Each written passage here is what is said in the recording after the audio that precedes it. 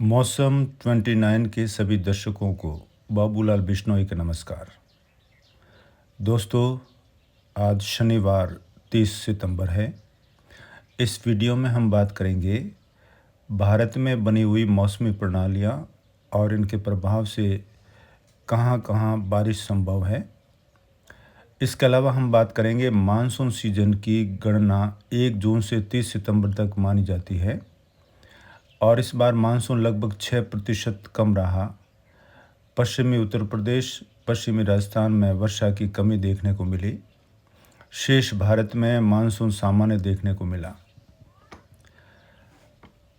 इसके अलावा हम चर्चा करेंगे राजस्थान के मौसम की और आप सभी की मांग पर मैं अपना परिचय भी आज के इस वीडियो में दूंगा। आप वीडियो पूरा ज़रूर देखें। इसके अलावा हम अल नीनो का मानसून पर असर और सर्दियों में अल नीनो का रबी की फसलों पर कितना दुष्प्रभाव पड़ सकता है, इस पर भी बात करेंगे।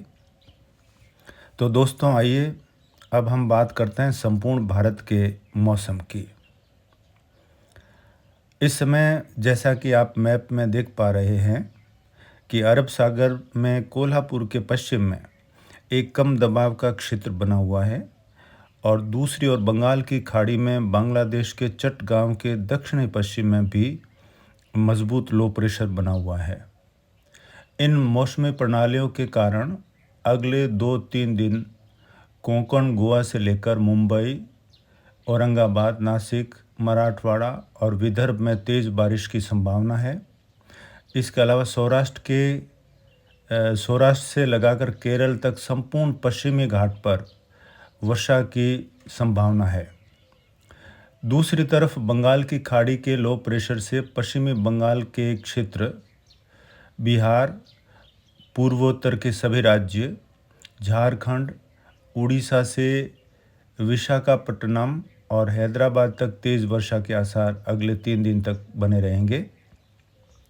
पूर्वी मध्य प्रदेश में भी कई जगह वर्षा की संभावना है। उत्तर प्रदेश के पूर्वी हिस्सों में वाराणसी, प्रयागराज, अयोध्या, गोरखपुर, बलरामपुर, फतेहपुर, लखनऊ, अलगनी, फर्रुखाबाद, बरेली और हल्द्वानी तक अच्छी वर्षा की संभावना है। उत्तर भारत में एक हल्का WD का असर है। इसके प्रभाव से गिलगिट से मनाली तक हल्की वर्षा के आसार बने हुए हैं। अगर हम राजस्थान के मौसम की बात करें तो राजस्थान का मौसम आमतौर से शुष्क ही रहेगा, लेकिन दक्षिणी राजस्थान में स्थानीय फैक्टर के कारण छुटपुट बारिश हो सकती है। इसके अलावा अरावली रेंज में भी कहीं कहीं बारिश होने की संभावना है। शेष राजस्थान सूखा ही रहेगा। आज से रात का जो तापमान है वो गिरेगा और लगभग 23 या 24 डिग्री के आसपास रहेगा और दिन का तापमान 36 डिग्री के आसपास रहने की संभावना है। लेकिन शुक्रवार से दिन के तापमान में 2-3 डिग्री कमी देखने को मिलेगी। 32, 33 और 34 डिग्री के आसपास दिन का तापमान शुक्रवार से रहने की संभावना है, जिससे आपको उमस और तेज़ धूप से राहत मिलने की पूरी संभावना है।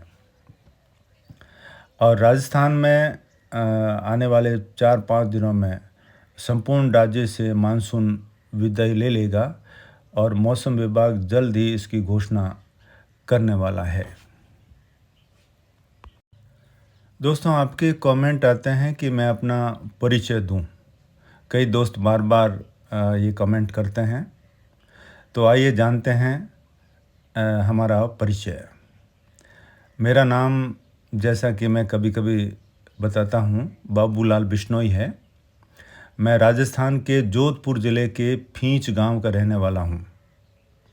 बचपन से ही मुझे मौसम, प्रकृति से अत्यधिक लगाव रहा है, इसलिए मैंने भूगोल और मौसम का गहराई से अध्ययन किया है।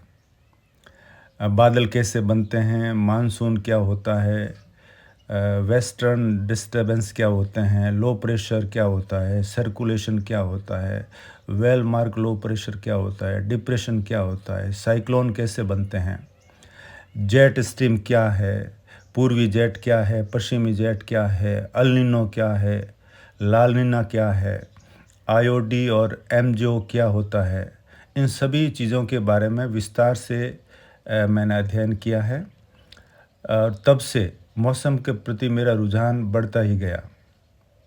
दोस्तों 1990 से लेकर 2008 तक मैंने आकाशवाणी जोधपुर में उद्घोषक के रूप में सेवाएं दी। वहाँ बहुत अच्छे अच्छे कार्यक्रम प्रस्तुत किए, जैसे कुछ बातें, कुछ गीत, छाया गीत, इसके अलावा नाटक और झलकियों में भी थोड़ा बहुत काम किया। और इसके बाद से लगातार मैं सरकारी सेवा में हूँ। इस समय एक शिक्षक के रूप में मैं काम करता हूँ और स्कूल में हिंदी साहित्य पढ़ा रहा हूँ।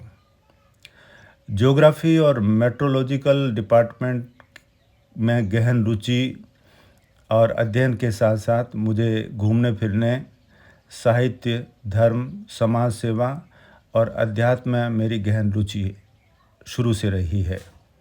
मैंने भारत के कई हिस्सों का भ्रमण किया है, पूरे भारत को बहुत करीब से देखा है। और मेरे इस चैनल के जो भी वीडियो आते हैं, वो अगर आपका बच्चा ज्योग्राफी पढ़ता है, स्टूडेंट है, तो आप उनको ज़रूर दिखाएं, क्योंकि आगे हम सर्दियों में जब वर्षा का दौर नहीं होता है तो आमतौर पे आप वीडियो देखना पसंद नहीं करते, लेकिन आप ज़रूर देखें और अपने बेटों को दिखाएं जो विद्यार्थी हैं।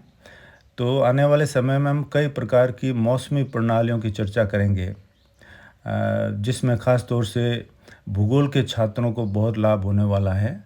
हम बात करेंगे वेस्टर्न डिस्टर्बेंस क्या होते हैं, बादल कैसे बनते हैं, एमजीओ क्या होता है, आईओडी क्या होते हैं, सर्कुलेशन कैसे बनते हैं। बहुत सारी चीज़ों का अध्ययन मेरा जो किया हुआ है उसको मैं आपके साथ साझा करूँगा। तो आइए अब हम चर्चा करते हैं कि मानसून 2023 कैसा रहा। तो 6% की कमी के साथ मानसून 30 सितंबर तक की गणना इसकी की जाती है। 1 जून से 30 सितंबर तक की जितनी भी बारिश होती है वो मानसून बारिश के अंतर्गत आती है। तो लगभग 5.5-6% की कमी पूरे भारत में रही और पश्चिमी उत्तर प्रदेश और राजस्थान के कुछ हिस्सों में मानसून सामान्य से कम रहा। बाकी शेष भारत में मानसून ठीक ठाक रहा।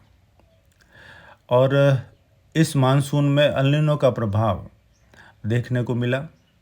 आईओडी मजबूत होने के कारण जो है बारिश संभव हो पाई और मानसून को सामान्य के करीब पहुंचा दिया।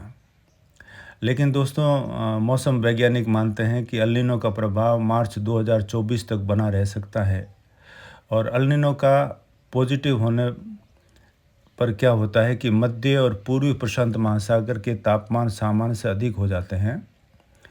तो इसकी वजह से पश्चिमी प्रशांत क्षेत्र में बहने वाला जो गर्म सतह हो जाती है पानी की, तो वो पानी भूमध्य रेखा के पूर्व में बहने लगता है, जिससे भारत के मौसम पर विपरीत असर पड़ता है।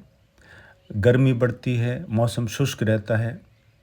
और यदि मार्च तक अल नीनो का असर रहता है तो रबी की फसलें जो है वो काफ़ी कुछ उनको नुकसान झेलना पड़ सकता है, सर्दी कम पड़ सकती है।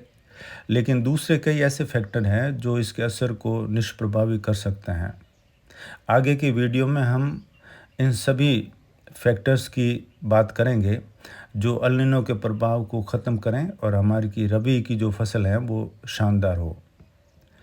तो दोस्तों आपको हमारा वीडियो कैसा लगता है आप कमेंट ज़रूर करें और लगातार हमारे वीडियो देखते रहें।